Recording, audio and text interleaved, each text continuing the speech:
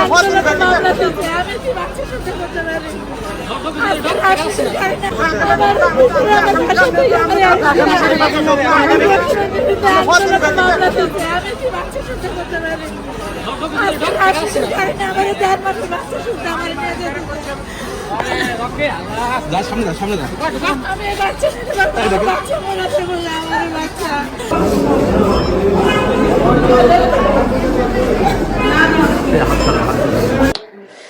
আপনারা ভাবছেন এই মহিলা কান্না করতেছে কেন?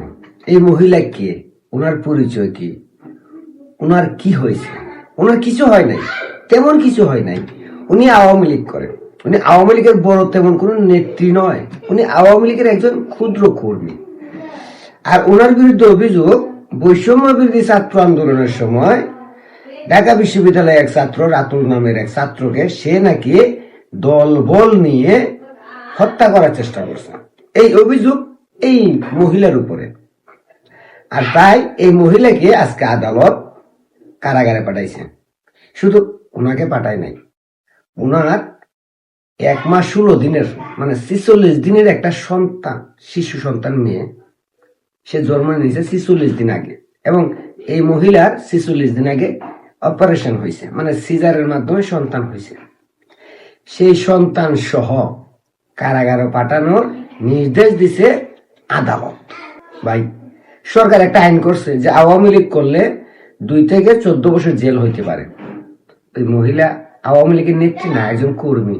ধরলাম সে আওয়ামী লীগ করার অপরাধে গ্রেপ্তার হয়েছে, তাকে কারাগারে পাঠাইছে।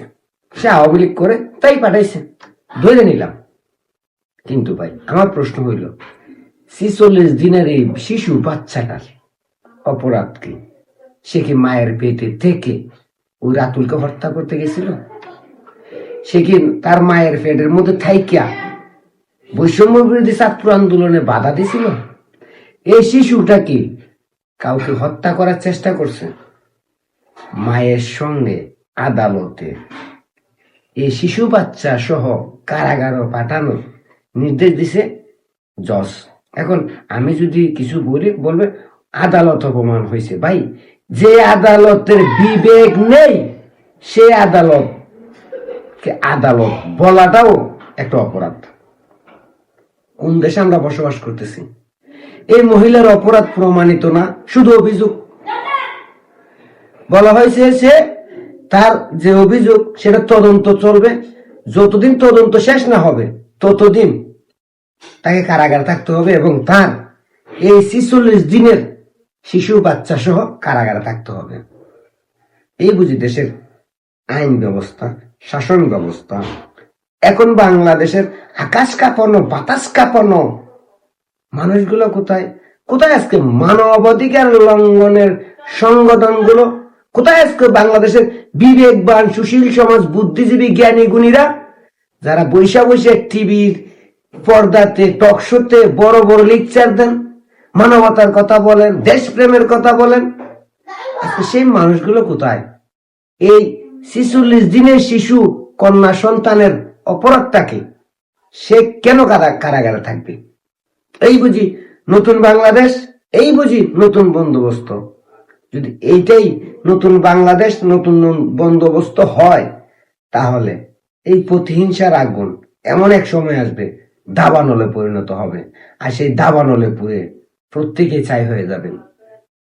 এই শিশু বাচ্চা যখন বড় হবে, তখন যদি রাষ্ট্রের কাছে প্রশ্ন করে আমার কি অপরাধ ছিল, আমি কেন 46 দিনের দিন আমাকে কারাগারে যাইতে হলো, আমি কি অপরাধে কারাভোগ করলাম, জবাব দিতে পারবে রাষ্ট্র, সুশীল সমাজ, বুদ্ধিজীবী, জ্ঞানী ব্যক্তিরা, শিক্ষিত সমাজ, আদালত, কোর্ট, উকিল, জজ, ব্যারিস্টার, প্রধানমন্ত্রী, রাষ্ট্রপতি? কারো কাছে এই জবাব আছে? একজন মানুষ, তার সিজার হয়েছে 46 দিন আগে, সে নিজে চলতেই পারে না, তার একটা হাতও নাকি তার ভাঙা, বাথরুমে পড়ে তার হাতটা ভেঙে গেছে, তার বাচ্চাকে সে দুধ খাওয়াইতে পারে না। সেই 46 দিনের অসুস্থ সিজার অপারেশনের রোগী তার 46 দিনের বাচ্চা সহ কারাগারে যাচ্ছে। এই বাংলাদেশ আমরা নিশ্চয়ই চাই নাই, এই বাংলাদেশ নিশ্চয়ই দেখতে চান নাই আপনারা। যারা দেখতে চাইছেন তাদের নিশ্চয়ই আনন্দ হচ্ছে। আওয়ামী লীগ করা অপরাধ, যদি এইটা অপরাধ হয়ে থাকে, অপরাধ প্রমাণ হওয়ার আগে যদি কারাভোগ করতে হয়, এই মহিলা যে, এই নারী যে অপরাধ করছে তা তো প্রমাণিত না, শুধু অভিযোগ। তদন্ত করা হবে, যতদিন তদন্ত শেষ না হবে ততদিন তাকে কারাগারে থাকতে হবে। তদন্ত শেষ হবে কবে? 1 মাস, 2 মাস, 1 বছর, 2 বছর, 3 বছর, 5 বছর? এই 5 বছর পর্যন্ত কি এই নিরপরাধ 1.5 মাসের শিশু কারাভোগ করবে? প্রশ্ন রাখতে চাই বাংলাদেশের 18 কোটি মানুষের কাছে। আপনারাই বলেন, এ কেমন দেশ, কেমন আইন, কেমন শাসন, কেমন আইনের বিচার?